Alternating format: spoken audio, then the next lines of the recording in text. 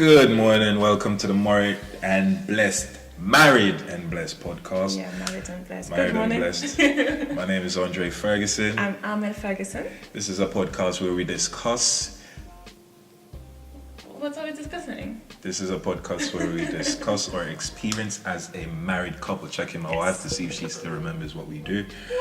And she kind of left me in the lurch there. So this is a podcast where we discuss our experiences as a married couple. We are newly married, blessed, happy, and in love. I'm sure I am. Are you still in love? I am, yes. Yeah? Okay, cool. No doubt about that. As long as we're sure.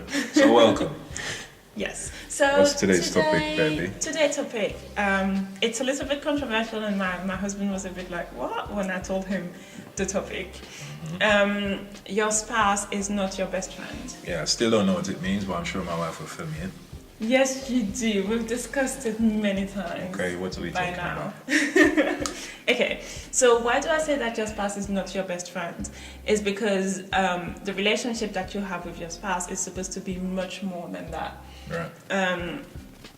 Okay, I remember now. Yes. So it's not about being best friends and, gossiping together, have some chit chats, and, sometimes you can spend days without talking to each other, but it's cool when you're back. And no, it's not that. It's not that. No. Being married is much more than that. You actually become one.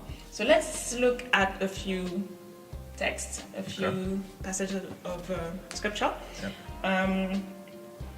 Sorry, this looks rude because I'm on my phone, but I'm actually getting my notes. It is rude. Okay. Okay, so oneness in marriage. So if we look at Matthew 19, verse 6, so then they are no longer two, but one flesh. Therefore, what God has joined together, let no man separate. You become one flesh, which means that, I don't know how many best friends you've had in your life, but, loads of people have a primary school best friend, and then a high school best friend, and then a university or college best friend or something like that. Well, in marriage you don't have this opportunity. People still stay friends with these people, but they, it's just kind of, we went different ways and we kind of moved on. We're not angry, we're still cool, but in marriage there is no option. It's once in a lifetime and you have to make it work. So well, that's the design. That's the design. Marriage. Yeah, obviously people. So we I agree. I mean, Genesis 2 verse 15 says, God created you for me, right? And basically, if we are supposed to follow the design, then I know that my responsibilities far outweigh what society might tell me that I need to do. So 100%, you are much more to me than my best friend. We are actually one flesh, and our job is to work together to make sure that our relationship shows oneness spiritually, mentally, and emotionally.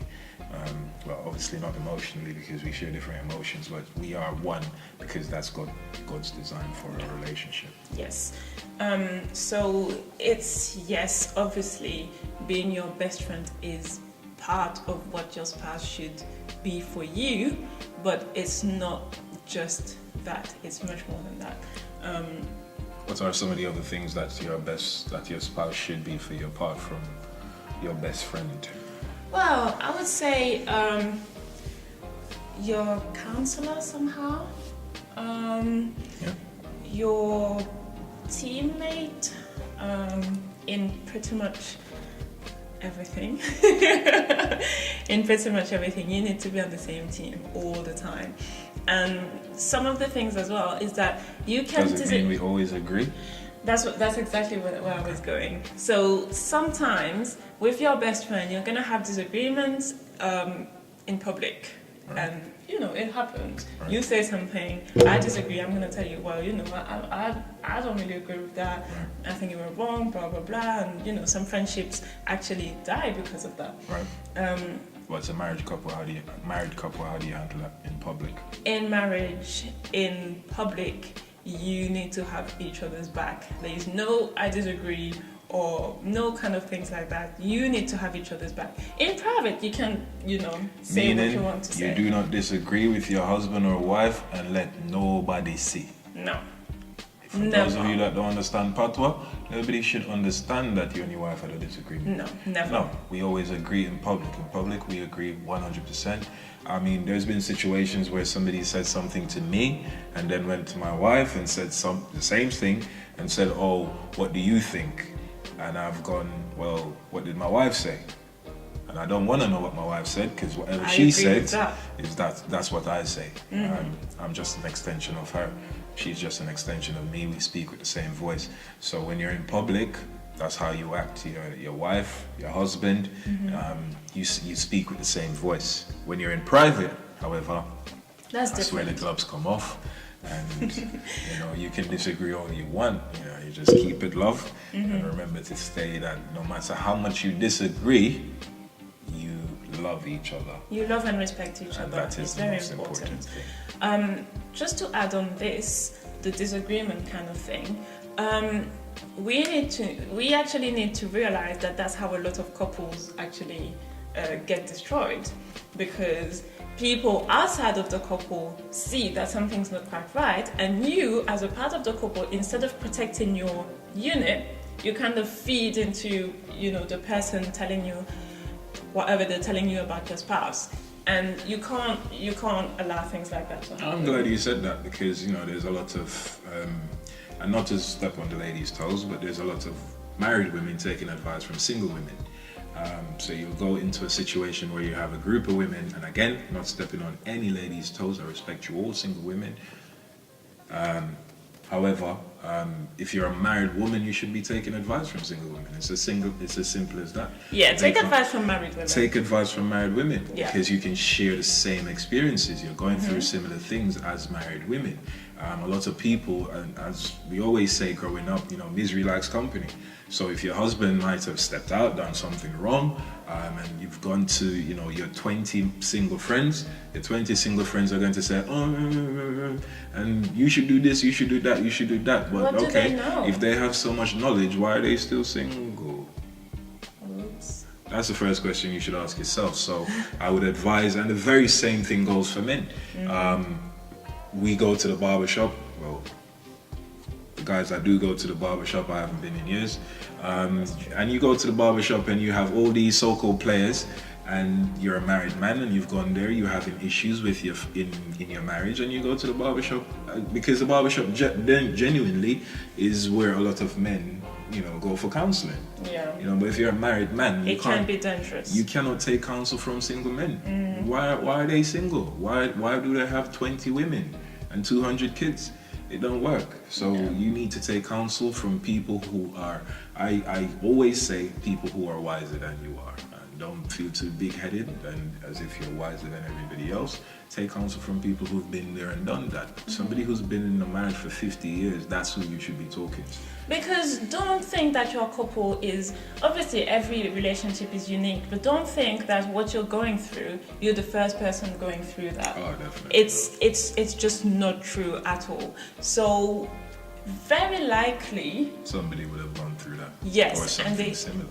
Or they know somebody who has. So but at the same time, baby, remember, even though people have been through similar things, remember you're writing your own book as well. Yes. Right? You're building your own house, you're going down your own road, you're chopping out your own lane. And while you can take advice from everybody else or from people who have been through stuff, remember, if you want to learn about your wife, talk to your wife.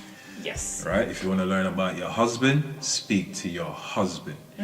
If you want to learn about your husband, don't read a magazine written by women for women who don't have husbands. Right? And the same goes for men. You want to learn about how, if I want to learn how to take care of you, I have to speak to you. If I want to learn how not to make mistakes somebody else has made, then I speak to that person. Yeah. Right? But if I want to learn how best to love you, you're the only person that can tell me. That is true. Well, let's go back to the topic because we're kind of going astray. So your spouse is not your best friend. Let's look at Ephesians 5 verse 33.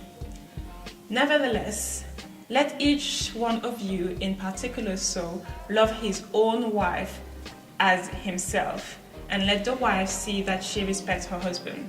So we can see there that it actually says love his wife as himself. As himself.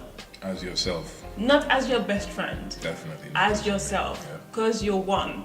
But it goes back to, I've said this before, and if you watched the last video, I said it in the last video. Which one is that? How do you know you found the one? How do you know you found the one? We're gonna get the link in the description. God gave women, my wife to me, to wash in the word and present to myself. Yeah? So it kind of ties in with what Ephesians is saying.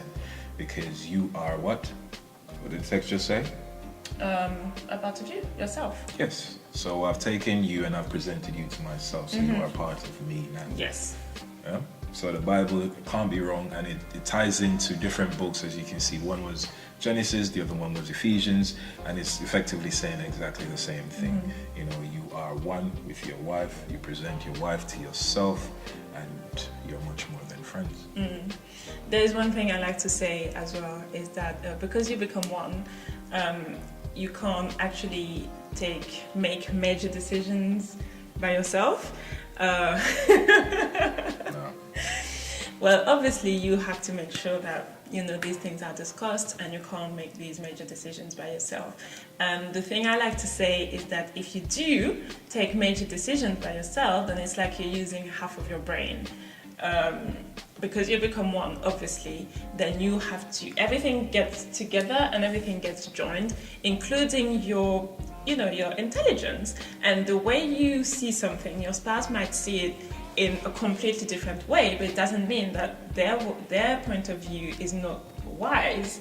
And it's very important to see, because there are things that sometimes you might miss, or some things that you might not have considered, and they're gonna open your eyes on these things. So, yeah. Like you said, sometimes it's just as simple as a different perspective. I know a lot of times and for the rest of us out there who like to fix things, you're a go-getter, so you just get it done and you quickly make your decision. Being married has totally changed my perspective on how I do. I'm so different. I'm the opposite. My wife is the complete opposite of me. Everything takes 20 years. Yeah, but why? Tell them why. Because you analyze and doubly analyze and triply analyze. Okay, you're going too far. Analyze everything, and she gets it down to the T. And it's yeah. I mean, sometimes it's really good, right? Really, really good. There's other times when I just want to pull every hair on my head out. And let's get it done. Just get it done. What's taking so long? Right? But I wouldn't change her for the world, because a lot of the times while I would rush head first into something, maybe waiting would have been better. There's other times when rushing head first is exactly the right thing to do. So, you just have to find that happy medium and allow, the other side of your brain to help you out, which is what your wife or your husband is supposed to be for you. Yeah. So, remember that it's not about being best friends. It's about much more than that. It's about actually embracing this... being one. Yeah. Being one. Embracing this oneness. It's about oneness. You are one. Somebody said to us the other day, the Fergusons, and I said, no, that's a plural word. You need to say Ferguson. We're only one person. It's a bit extreme, but just a little bit. If you start sectioning your relationship with your partner, so your wife is this person and you're that person, don't forget you are individuals, and it's important that you have an identity as an individual. That's very, very important. However, as a collective, as a unit, you should be so strong that sometimes you're thinking exactly the same thing, because you should be so close to your wife or to your husband that you know exactly, okay, in this situation, this is what my wife would do. In this situation, this is what my husband would do or would say, or this is the way they would envision this situation. But that takes time, so you have to work on your relationship. work on your understanding of that person, and understanding is the key, because without understanding you don't go very far. A lot of us men like to think we know it all and we're supposed to just teach. No, it's about humility, and while your job is to teach, the best leader is a servant, so you have to be able to learn as well. Yeah, I think that's a very nice way of closing this episode. Yeah. Thank you, Mrs. Ferguson. Okay, so we will see you next week for the next episode. And in the meantime, please leave your comments for us so that we know what you think. All comments are welcome. Yeah. Don't forget to like, subscribe, and click on the little bell as well so that you get the notifications when we drop a new video. See you soon. Until Bye. next time, little more.